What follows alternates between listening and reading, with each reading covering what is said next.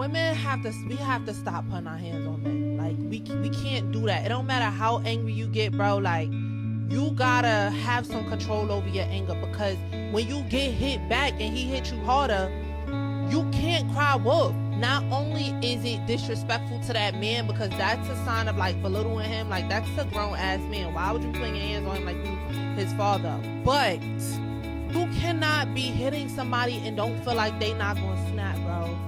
Like, my thing is this: I stopped hitting men, bro, because I'm like, that nigga is strong. He can knock me the fuck out, and if he knocks me the fuck out, am I gonna wake up? Then you crying wolf like, oh, you hit me, but you been putting your fucking hands on that man. Understand that physically we don't win in that category, bro. Like, pack it up. Like, just put that in your head. And we always think that we can hit a man because they're taught not to hit us, so we're expecting him not to hit us back. But not gonna back. You cannot be hitting a man and think you're not gonna get your ass hit at some point. That's not right. And then a lot of us have sons. Like, what would you tell your son if a girl hitting and beating on him? What would you tell him to do? You understand? And then when I'm fighting, bitch, I don't like being restrained. So I think we just need to be wary of how a man feel when we put our hands on that man, bro. Like, and let me tell y'all something, man. The best way to protect yourself when a girl is attacking you, or if a girl starts it with you, is to record. Turn your fucking phone on, because let me tell you something: the Lord is not in favor of y'all when it comes to domestic abuse. Because men get abused.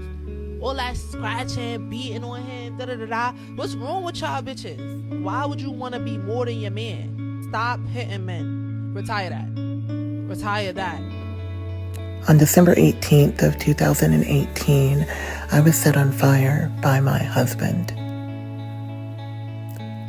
I have to pause there because it's the first time I've said it publicly, and it really has to sink in, because I've been struggling to create these videos that I thought were going to be so cathartic to me, but really they just make me angry, because when the police came, they took his word for what happened. They didn't ask me at all. They did not come back to investigate after I woke up from a 2-month coma. They just decided that the man who had been arrested not even 2 years prior for aggravated battery, and that had been on the Florida registry from a conviction when he was in college, was telling the truth. I'm lucky to be here, and I will stand up for myself and others.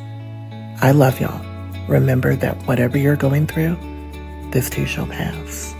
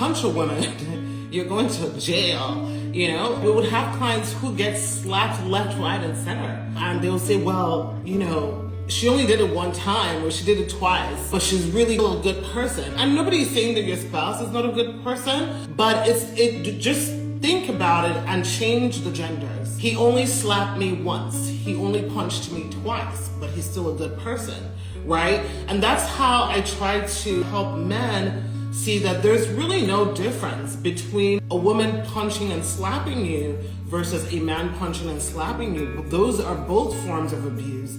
And it's okay to acknowledge it. You know, it doesn't mean that you have become this weak human being because you're acknowledging that. Men definitely experience domestic abuse.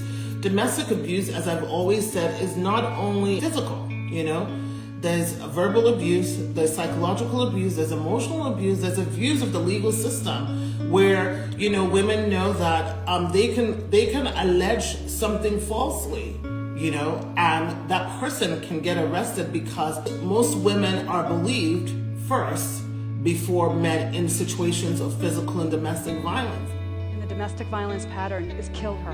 Over 70% of domestic violence murders happen after the victim has ended the relationship, because then the abuser has nothing left to lose.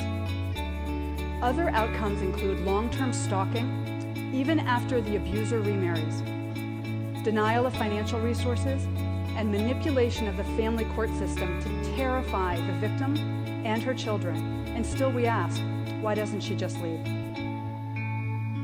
I was able to leave because of one final sadistic beating that broke through my denial. I realized that the man who I loved so much was going to kill me if I let him. So I broke the silence. I told everyone. The police, my neighbors, my friends and family, total strangers. And I'm here today because you all helped me. Abuse thrives only in silence. You have the power to end domestic violence.